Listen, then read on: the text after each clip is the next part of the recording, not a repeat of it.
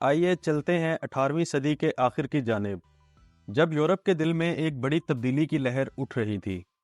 یہ کہانی ہے فرانسیسی انقلاب کی، ایک ایسے واقعے کی جس نے دنیا کو بدل کر رکھ دیا۔ ہم دیکھتے ہیں فرانس کو، جو ایک زمانے میں شاہی شان و شوکت کا مرکز تھا۔ بادشاہ لوئس اور ملکہ ماری کی رہائش ورسیلز کا محل، جہاں عیش و عشرت کی زندگی گزر رہی تھی۔ لیکن اس شان و شوکت کے پیچھے چھپی تھی ایک اور حقیقت۔ معیشت زبوں حالی کا شکار تھی، بھوک اور غربت عام تھی، اور عوام پر ٹیکسوں کا بوجھ مسلسل بڑھتا جا رہا تھا۔ امیر امراء اور نوبلز کی زندگیاں عیش کی بھرمار میں تھیں، جبکہ عام آدمی مشکلات کا شکار تھا۔ اس دوران نئے خیالات بھی جنم لے رہے تھے۔ فلاسفروں جیسے والٹیئر اور روسو نے آزادی، مساوات اور بھائی چارے کے نظریات کو فروغ دیا، جس نے لوگوں کو حقوق کی جنگ لڑنے کے لیے تیار کیا۔ یہ وہ وقت تھا جب ایک چنگاری کی ضرورت تھی جو اس آتش فشاں کو پھٹنے کا سبب بنے، اور وہ چنگاری آئی بھی جب بادشاہ نے اسٹیٹس جنرل کا اجلاس بلایا۔ اب آپ سوچ رہے ہوں گے کہ اس اجلاس نے کیسے انقلاب کی راہ ہموار کی۔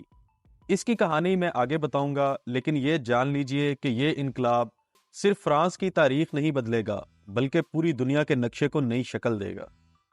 تو آئیے ہم اس تاریخی سفر پر نکلتے ہیں اور جانتے ہیں کہ کیسے ایک عظیم انقلاب نے جنم لیا۔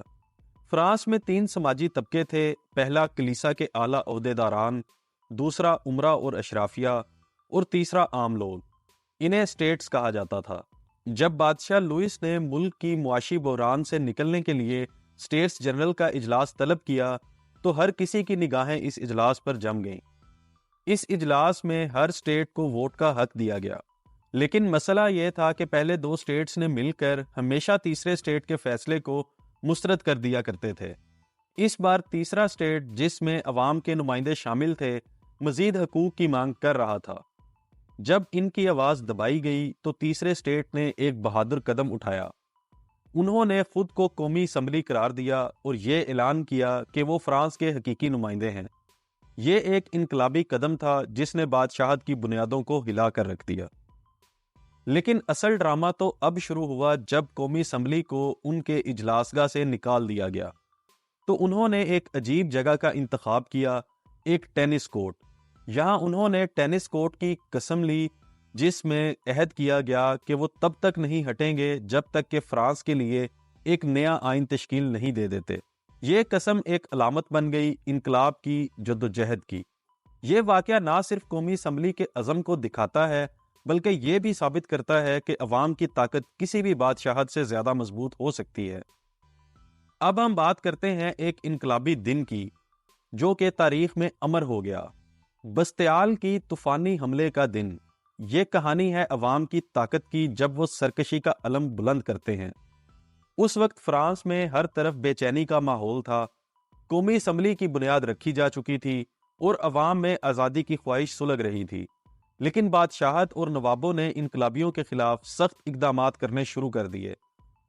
بستیال، جو کہ ایک قلعہ اور جیل تھی، انقلابیوں کے لیے نفرت کی علامت بن چکی تھی۔ وہاں سیاسی قیدی رکھے جاتے تھے اور یہ جگہ بادشاہت کے ظلم کا نشان تھی۔ جب بادشاہ نے پیرس میں فوجیں بڑھانی شروع کی تو عوام میں خوف و ہراس پھیل گیا۔ اسی دوران عوام نے ہتھیاروں کی تلاش شروع کی، جس کا رخ بستیل کی طرف ہوا۔ جولائی کا مہینہ آیا اور پیرس کے عوام نے بستیل پر دھاوا بول دیا۔ یہ جنگ نہ صرف ایک جیل کو آزاد کرانے کی تھی، بلکہ یہ ایک علامتی جنگ تھی، ظلم کے خلاف آزادی کے حق میں۔ یہ واقعہ فرانسیسی انقلاب کی علامت بن گیا، ایک ایسی علامت جو آج بھی آزادی اور عوامی طاقت کی مثال ہے۔ بستیل کا حملہ فرانسیسی انقلاب کا نقطہ آغاز تھا۔ اس دن کو آج بھی فرانس میں قومی تہوار کے طور پر منایا جاتا ہے۔ اس دن کو یاد کرتے ہوئے ہم سمجھتے ہیں کہ کیسے عوام کی ایک متحدہ آواز نے ایک عظیم طاقت کو چیلنج کیا اور تاریخ کا رخ بدل دیا۔ ہماری کہانی فرانسیسی انقلاب کے ایک اور یادگار لمحے کی طرف بڑھتی ہے، ورسیلز کی طرف مارچ۔ یہ واقعہ ایک انقلابی قدم تھا جس میں خواتین نے اہم کردار ادا کیا۔ انقلاب کے ابتدائی دنوں میں فرانس میں خوراک کی شدید قلت تھی، لوگ بھوکے تھے، خصوصاً پیرس کے شہری۔ ان حالات میں خواتین نے ایک بہادر اور غیر معمولی قدم اٹھایا۔ وہ اکٹھی ہوئیں اور فیصلہ کیا کہ وہ بادشاہ اور ملکہ سے براہ راست بات کریں گی۔ یہ مارچ ورسیلز کے شاندار محل کی طرف تھا جہاں بادشاہ لوئس اور ملکہ ماری رہتے تھے۔ یہ خواتین جن کی تعداد ہزاروں میں تھی، انہوں نے 5 اکتوبر کو پیرس سے ورسیلز کے لیے مارچ شروع کیا۔ ان کا مطالبہ سادہ تھا، خوراک اور بادشاہت کی جانب سے ان کے مسائل کو سننا۔ اس مارچ نے نہ صرف بادشاہ اور ملکہ کو حیرت میں ڈال دیا، بلکہ اس نے انقلاب کو ایک نئی سمت دی۔ خواتین کی یہ پہل فرانسیسی انقلاب میں عوامی طاقت کی ایک علامت بن گئی۔ جب یہ خواتین ورسیلز پہنچیں تو انہوں نے بادشاہ سے مطالبات پیش کیے۔ اس دباؤ کے نتیجے میں بادشاہ کو پیرس واپس آنا پڑا، جس سے انقلابیوں کو مزید طاقت ملی۔ ورسیلز کی طرف اس مارچ کی اہمیت صرف اس وقت کی نہیں تھی، بلکہ اس نے تاریخ کے آئینے میں ایک گہرا نشان چھوڑا۔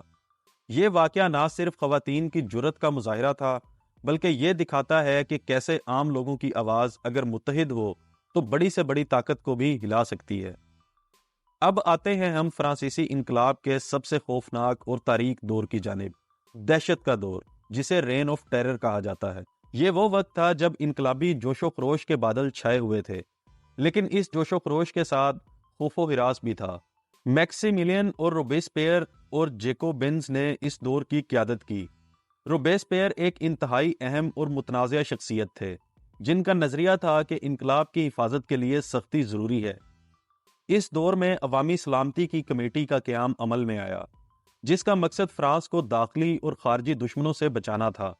لیکن جلد ہی یہ کمیٹی ایک طاقتور اور خوفناک ادارہ بن گئی، جس کا استعمال روبیسپیئر نے اپنے مخالفین کو ختم کرنے کے لیے کیا۔ اس دور میں گلوٹین کا خوفناک استعمال عام ہو گیا۔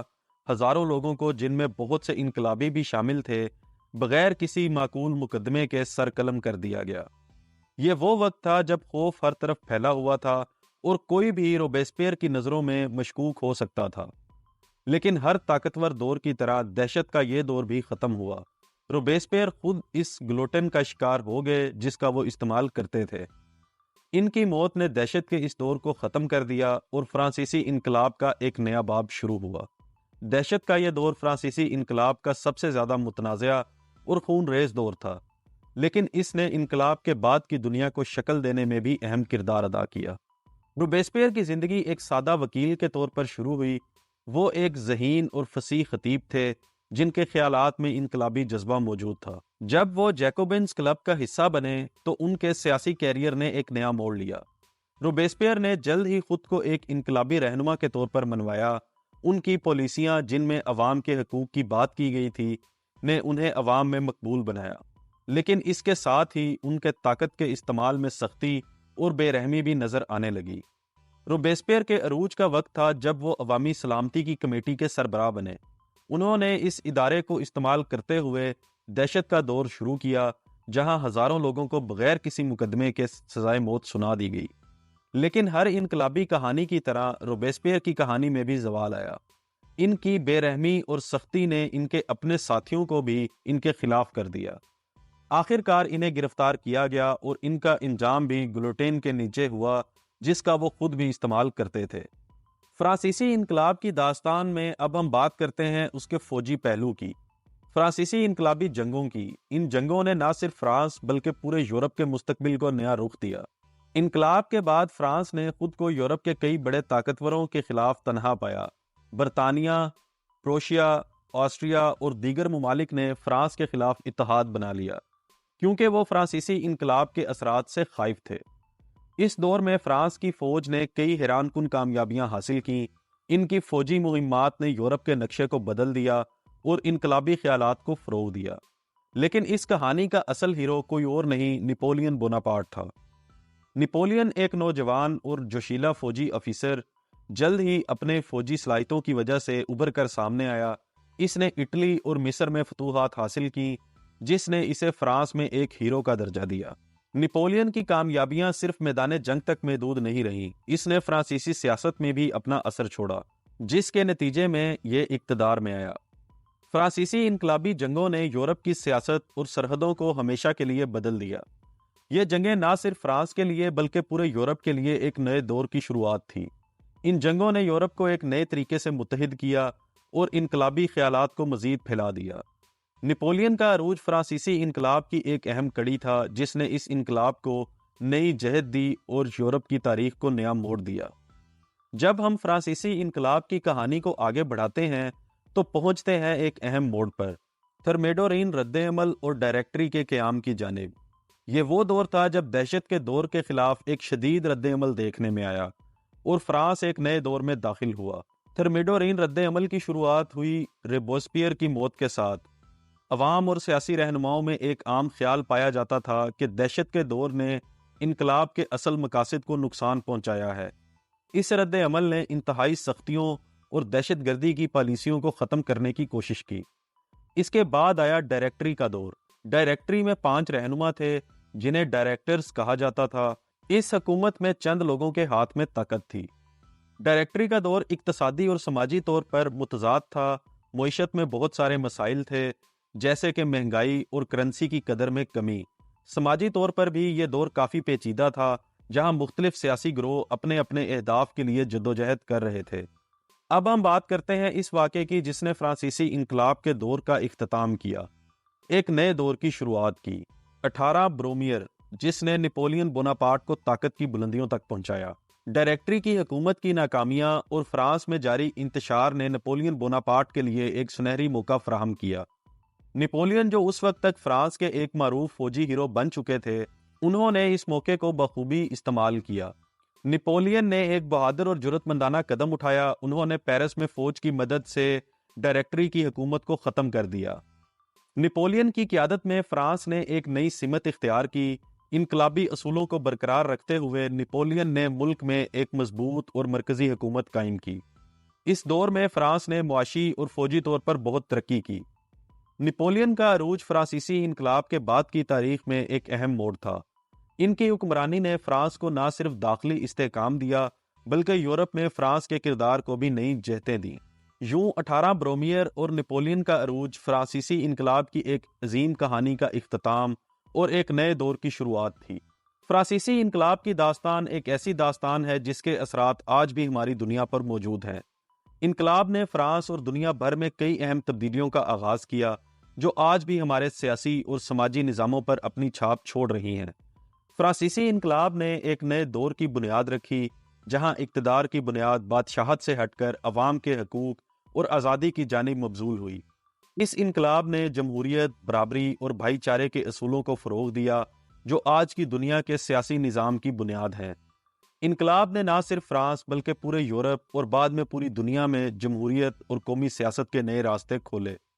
اس کے اثرات آج بھی ہمارے سیاسی خیالات جیسے کہ انسانی حقوق، قانون کی بالادستی اور شہری آزادیوں پر نظر آتے ہیں۔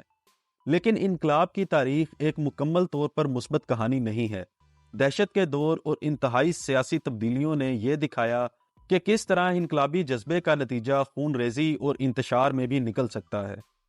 اس لیے فرانسیسی انقلاب کو آج بھی مختلف نظریاتی تناظر میں دیکھا جاتا ہے۔